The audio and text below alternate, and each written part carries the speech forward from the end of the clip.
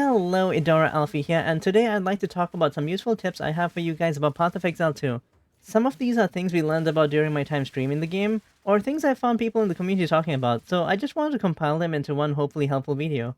I'll have it split into chapters for easy reference, but let's get into it. Okay, so the first one is a quick one that's pretty handy and can save you a lot of clicks over your time playing the game. You can hold down Ctrl on your keyboard and press on NPCs to directly do the thing they do. What I mean by this is that they'll identify your items, or open the disenchant window, or even their shop. Talking about shops, the next step is that it could be worth checking the shops every time you level up since they're stock refreshes. Especially early on when you're struggling for gear, the shops can have surprisingly useful items. And even late in the game, you can occasionally find rarer mods like plus skill level or even movement speed boots. Also, since the item cost is somewhat based on the level of the items, if you're leveling up a new character, you can get relatively cheap items to salvage for quality or socket currency from the shops too. So, like I mentioned in the last tip, movement speed on boots is really helpful, so I would recommend trying to find boots that have at least 15 or 20% movement speed sooner than later.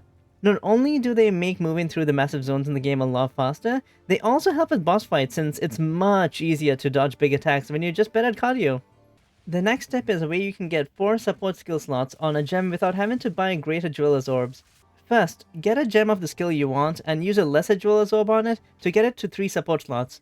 Try to use the lowest level uncut gem you can for this, so that you don't waste your high level gems. Next, use a Vaal orb on that gem which has a chance to add a support slot to it. This isn't guaranteed, so you might end up with a different outcome, so don't try this if you don't have a backup skill gem ready. But since uncut skill gems, lesser orbs, and Vaal gems are much more common and cheaper than greater orbs, this is very much worth it early on. You can buy lesser Jeweler's Orbs and Vaal orbs through the currency exchange, which unlocks, I think, when you get into Ctrl difficulty. There should be an NPC in each one of the towns that lets you access it. Note that you can't add to the skill gem anymore as it will be corrupted after this, however you can still level it up using uncut skill gems. So for number 5 we have optional content. Throughout the campaign there are various quests that give you permanent boosts in power, and it can be easy to miss one or two of them. Generally the bosses that do give these boosts have a small plus next to their skull icon on the map, which turns grey when you beat the boss, but it can be a little hard to tell. I'll put up maps of each of these zones so you can tell where all the bosses are and what bonuses they give, so you can compare it to your map just to be sure. Overall, these bonuses add up to 24 skill points, 100 spirit, 20 to all elemental resists, 20 flat life, as well as an 8% increase to life. There are a few others as well, so make sure to pick them all up. In addition to those one-time bonuses, you can also redo campaign boss fights. This can be useful if you are playing on hardcore mode or struggling with the campaign a bit. Since they buffed loot drops a while ago, this has become much more worth it and can help you get a few more rare items, skill gems, or currency that could help you catch up. If you've already beaten an area and you want to reset it, hold down the control key as you click on the entrance to that zone, and you can create a new instance. This also works using the warp zones on the map. On controller, I think holding down the confirmation button opens up the instance window too. If you're playing in a party, you could even have one party member leave the party, respawn at checkpoint to reset the boss, and respawn right before the boss room, allowing the rest of the party to skip having to go through the entire zone again, portaling to that one party member once they're done beating the boss. As you progress through the campaign, you will accrue resistance penalties, and it can be easy to miss if you're new to Path of Exile. Every act you beat, you will get a -10 penalty to all your elemental resists, so your fire, cold, and lightning resistances. Once you're in endgame, you will also get an additional -10 on T6 and higher maps, and another one on T11 and higher maps, which totals up to -80 on all of your elemental resists. However, with the resistance bonuses from the campaign, this levels out to -60, so don't be surprised when your resistances seem lower than you remember them being.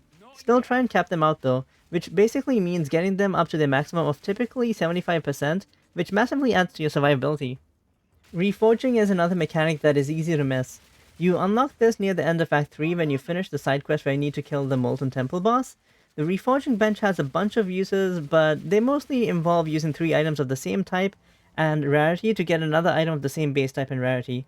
You can use it to effectively reroll 3 bad magic items into a random magic item, or you can even do it with rares, effectively recycling them for a chance at another item that has better mods, for example.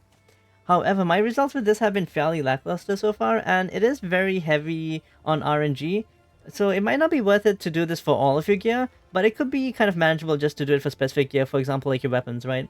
Note that when doing this, it gives you an item with the lowest item level of the input items, so if you put in, for example, like a 64, a 65, and a 66, it'll give you a 64 in return. So make sure you check the item levels of what you're putting into it by holding down Alt when you mouse over the items. Another use for the Reforging Bench is combining maps. So if you had 3 T1 maps, you could combine them into one T2 map. This is very useful early on when you have no map sustain, and since Doriani sells unlimited T1 maps, it's not the worst way to get T2 or T3 maps if you're really desperate. Number 9 is the Respec Shuffle. When you're trying to respec your passive points and just want to make some small changes in the middle without having to respec the entire tree, you can actually save some money if you respec all of your nodes in one big step instead of making small multiple changes.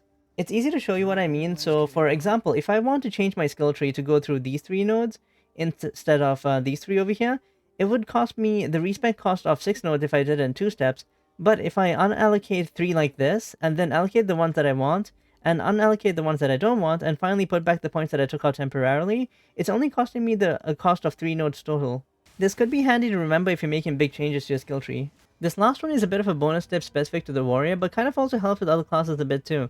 Basically, don't underestimate the auto-attack. What I mean by the auto-attack is the skill that you get by default from your equipped weapon. So if you have a two-handed mace, this would be the mace strike. For the mace, this attack is faster and scales better early on than most other skills, and even into the endgame in some builds. It also gets more support sockets as the item level goes up, so you can have 3 or 4 links without actually having to use the jeweler orbs. So if you're struggling with melee, maybe give it a shot, and it's also not the worst on crossbow for single target damage early on. Anyway, that was my top 10 tips of things I thought you guys might have missed and or find useful for Path of Exile 2. Let me know in the comments if you have any tips you'd like to share too, or if you have something you'd like me to cover next. Don't forget to like and subscribe if you enjoyed the video, and I'll see you again in the next one. Bye bye!